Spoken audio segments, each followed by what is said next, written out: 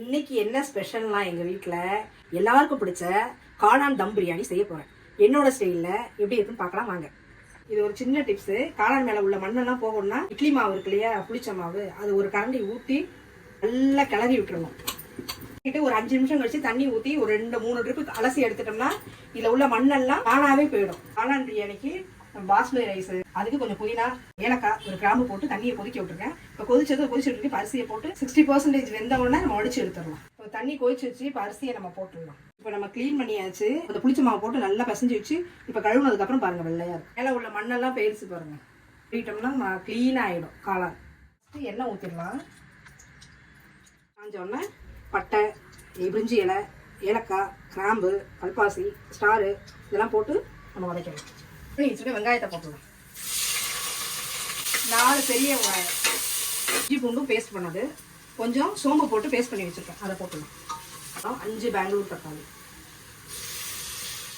பச்சை மிளகா ஒன்று போட்டுடலாம். பண்ணி கழுவி வச்சுருக்கேன். கொஞ்சம் மஞ்சள் பொடி போட்டுடலாம். 1 ஸ்பூன் தனியாத்தூள் போட்டுடலாம். தனி மிளகாத்தூள் 1 ஸ்பூன் போட்டுடலாம். 3 ஸ்பூன் தயிர் ஊற்றிடலாம். கரம் மசாலா கொஞ்சம் போட்டுடலாம். ஒரு 1/2 ஸ்பூன். க்ளீன் பண்ணி வச்சுருக்கேன் காளானை இதில் போட்டு நல்லா கிளறி விடுவோம்.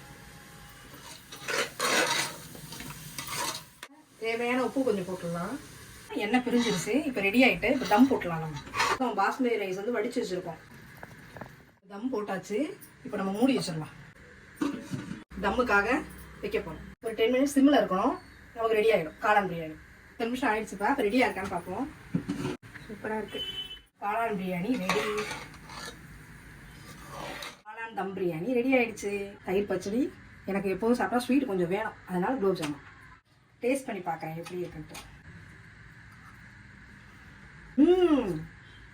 கரெக்டாக இருக்குது. சூப்பராக இருக்குது. நீங்களும் இதே மாதிரி காளான் தம் பிரியாணி செஞ்சு பாருங்கள். செஞ்சு பார்த்துட்டு கமெண்ட்டில் சொல்லுங்கள் எப்படி வந்திருக்குன்னு சொல்லுங்கள். மம்மிகார சேனலை சப்ஸ்கிரைப் பண்ணுங்கள்.